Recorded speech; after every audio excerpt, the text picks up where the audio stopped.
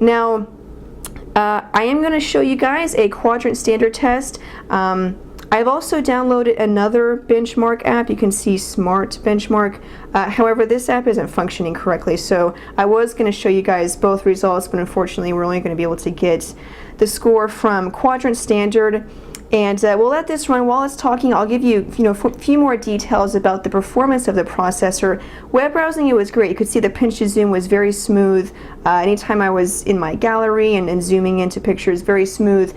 It's not perfect. I will tell you, there are times when it does get a little choppy. There's a little bit of lag. Maybe I've had a couple of forced closes. There was one time when the phone just randomly restarted, and I'm not sure why. So the processor performance isn't perfect. You remember that you're only paying $30 for the phone, so there are some times when you're going to have a couple of hiccups here and there. But still, I mean, for the most part, it's been excellent. For the price, for being a mid-range device, I've been very impressed with it. I just want to make sure you guys understand to keep your expectations reasonable, but it certainly will meet your expectations and probably exceed them in a few ways. So we'll take a look at the score, and see, it got 1634. So that's amazing for a mid-range device. And it's listed on the top here, but yeah, there are a lot of devices that have come out since the Nexus 1, of course, that are going to be a lot higher than this. So if you compare this to other phones like the Galaxy S2, it would not be on the top. I just want to let you know that. But still, for that score, 1634, that's incredible, and my experience with it has been great. So that 800 megahertz processor, it's done a great job. And I've definitely been very impressed with it. Okay, so let's move on to the multimedia aspects of the phone. I mentioned earlier that it has a 5 megapixel camera, autofocus camera, and an LED flash. Now the interesting thing about this phone is that it also captures 720p HD video, which is, again, I'm going to go back to that's not a feature that you see in phones of this caliber, so I was surprised to see that. That being said, the video capture quality is not very good. I was very disappointed by it. The video quality was pretty bad, still kind of grainy and choppy, and the audio quality was absolutely terrible. If you were to see it and you didn't know it was HD video, you wouldn't think it was HD video at all. It was pretty terrible. So I was very disappointed by the video capture capabilities. I do have a video sample that I'll show you guys, and so you can see for yourselves what it's like. So we'll take a look at that. Hey guys, how's it going? I'm Sydney from PhoneDog.com, and I'm testing out the HD video capture capabilities of the Huawei Impulse 4G on AT&T. So this is full 720p HD video. I'm outside right now. It's a pretty sunny day, so you can take a look at the shrubs and the sidewalk and the trees, and there's the sky. So you can see it's pretty sunny, not very many clouds in the sky.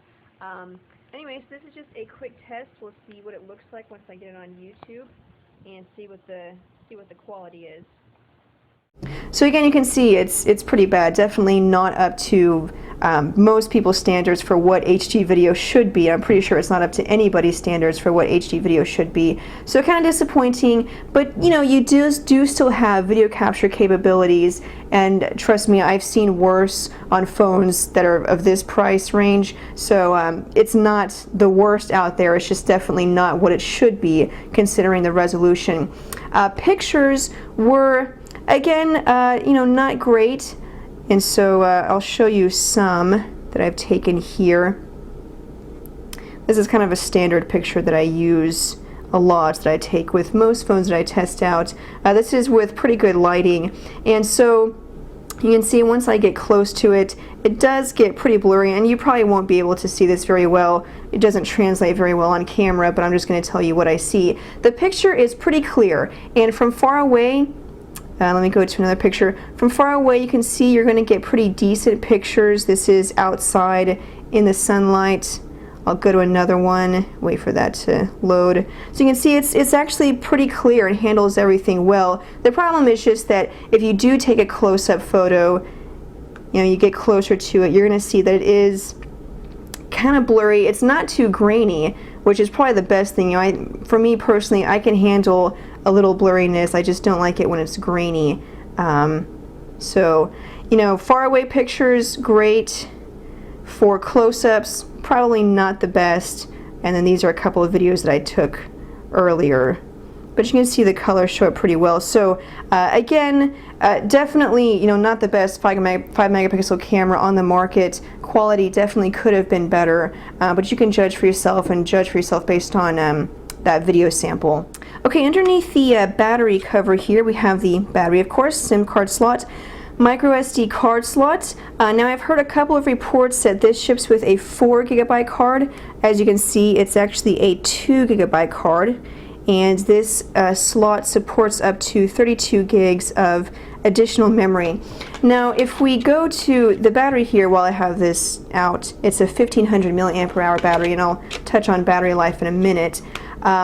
So if we go to the memory settings, like I said, it ships with a 2 GB card, and then of the available space, 827 here, and then I have some apps already downloaded. So if you were to take away the apps that I downloaded out of the box, you get about 880 megabytes of user available memory. So 2 gigs plus nearly 1 gig on the phone should be enough memory, and then of course you can use that slot to expand it up to 32 gigs.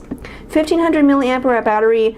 It's basically like every other Android device. Android is not the most battery efficient operating system, so you probably will have to charge the phone, you know, at least once throughout the day if you're a heavy user. You may be able to get 1 full day out of it.